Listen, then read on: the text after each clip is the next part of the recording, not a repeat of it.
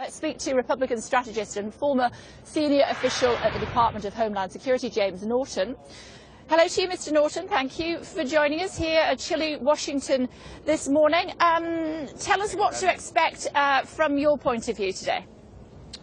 Well, I think that it's a peaceful transfer of power, no matter what political party it is. As you just said, there's a lot of traditions in place. The Trumps will get together with the Obamas and have the traditional coffee and tea together before President Trump takes the oath of office. I think that President Trump's message today will be one of economics. This election, despite a lot of the personal attacks, really was about the economy and jobs. And I think, we saw a lot of that during the transition, a lot of announcements from companies like Ford and Boeing and Lockheed and others that were looking to reopen plants or open plants relative to automakers and planes and other types of jobs. So I think we're going to hear a lot about economics and the future plan for the economy and how President Trump plans to work with Congress and other areas like taxes and tax reform and those types of things.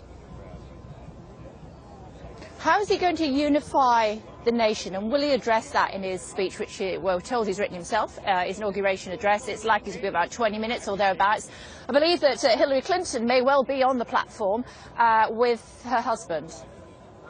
Yeah, absolutely. I think that, again, not only will Hillary and Bill Clinton be on the platform, so will George W. Bush and Laura Bush, as well as Jimmy Carter and his wife. So you're going to see, former presidents up there from different political parties, essentially uniting behind President Trump. George H.W. Bush, who's not able to attend, wrote a very positive, supportive letter to President Trump just a few days ago, expressing his wishes that he does well in his new position as president.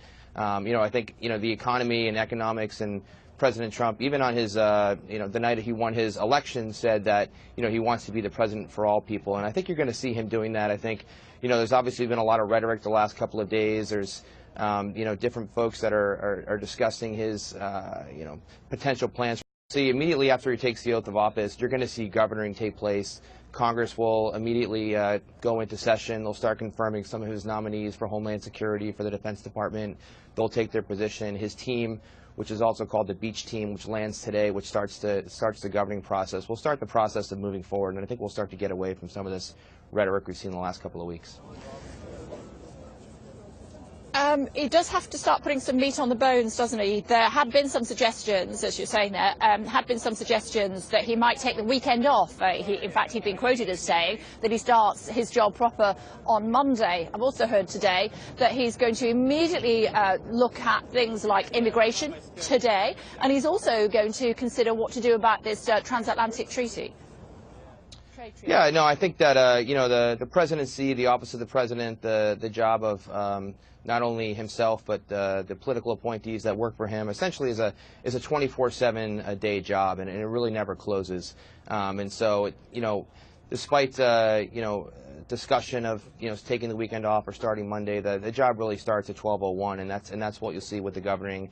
I think you'll see some executive orders taking place immediately. You'll see discussion on immigration and enforcing some laws that are already on the books, and asking the Homeland Security Department to find the worst criminals that are out there for deportation. I think areas of treaties certainly will be discussion, but treaties are a little bit different than executive orders. They do have to work with the Congress and the Senate to approve some of those different ideas. And so, I think that President Trump will immediately reach out to some foreign leaders, as he's done already. I think he's looking forward to his meeting with Prime Minister May here coming up shortly, and I think you'll see different discussions there. And so, there is a unifying, sense, and I think the message will be there. And I think at the end of the day, folks in have to get things done. There'll be budget decisions coming up here in March. There'll be his own fiscal year 18 budget he has to do. There'll be other confirmations and other folks he's going to want to get appointed to his administration, and that requires relationships and working and some bipartisan spirit. And I think you'll see some of that. And what about reaching out to the American people? As you're saying, it is a divided nation as far as the election was concerned. Hillary Clinton won the popular vote. She obviously is not taking to the White House later on today, and there's going to be something like 100 different organisations that have certainly applied for permission to protest here today. He's not a universally popular president. What does he need to do to unify the country? There were demonstrations last night outside the Trump Tower. There are going to be more today. Well, I think that, there's always going to be protests, and I think that it's a part of our fabric as a country. I think that, protesting is actually a good thing, and that freedom of speech is a good thing. And so, I think it's actually terrific that people are expressing their views, and hopefully they can do it in a peaceful way and let President Trump know that they have a different opinion on potentially some of his policies. I think that President Trump will try to reach out to them in his inaugural speech, and he'll try to do that over the course of time. I think in areas of health care reform, he's stated a couple of times that he's not in favor of a full repeal. He wants to have, still have coverage for pre-existing diseases and other types of things. So he's kind of, put a few signals out there on areas of immigration. He has said that he's, willing to compromise in some areas. And so I think he signaled a few different times that he's willing to work with the other side. This was a very close election.